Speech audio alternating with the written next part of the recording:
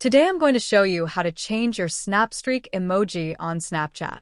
If you're tired of seeing the same flame emoji and want to add a personal touch to your Snapstreaks, this is the perfect way to do it. Let's get started. First, open up Snapchat app and click on your profile icon in the top left corner. This will take you to your profile page where you can access all your settings. Next, head to the top right corner and tap the gear icon to go to settings. Once you're there, scroll down until you see the Customize Emojis option and click on that. Now, scroll down again until you find Snapstreak. This is where you can change the emoji that appears next to your Snapstreaks.